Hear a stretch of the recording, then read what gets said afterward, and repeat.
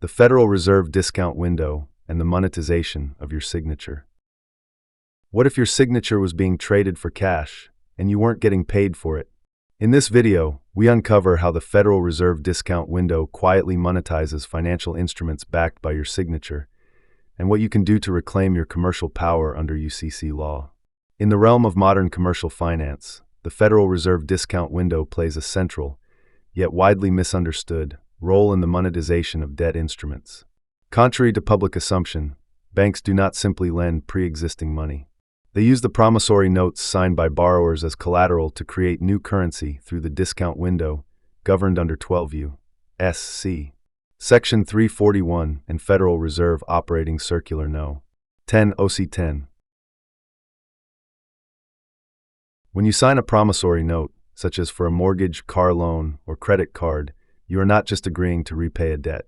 You are creating a negotiable instrument, a collateral security, which the bank can use to obtain Federal Reserve notes through the discount window. According to Black's Law Dictionary, a collateral security is a security for the performance of a principal obligation, distinct from the obligation itself. The Federal Reserve describes the discount window as a lending facility through which eligible depository institutions can borrow funds from a Federal Reserve bank, typically on a short-term basis, to meet temporary shortages of liquidity. In practice, the promissory note you generate becomes the asset that enables the bank to create money in the form of deposit credits or reserve notes. This process is further facilitated through FedWire, a real-time settlement system operated by the Federal Reserve, which clears and settles the creation and delivery of these financial instruments. The documentation submitted includes your signed promissory note, often endorsed in blank, making it a bearer instrument, a request for advance under the OC-10 agreement, the bank's balance sheet showing the instrument as a booked asset. Once the note is lodged, the Fed issues the requested funds to the institution. The irony: you unknowingly manufactured the funds. Your signature gave birth to the very money you're now expected to repay.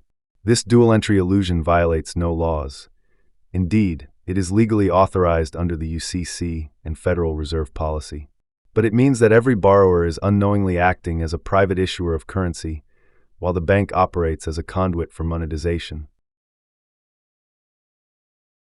To make matters more complex, this exchange occurs without your knowledge, as institutions rarely disclose that your signature is a monetizable instrument. Nevertheless, under Truth in Lending Act 15 U.S.C. Section 1601 etc. Failure to disclose the nature of the instrument's use may rise to a material omission if challenged in court.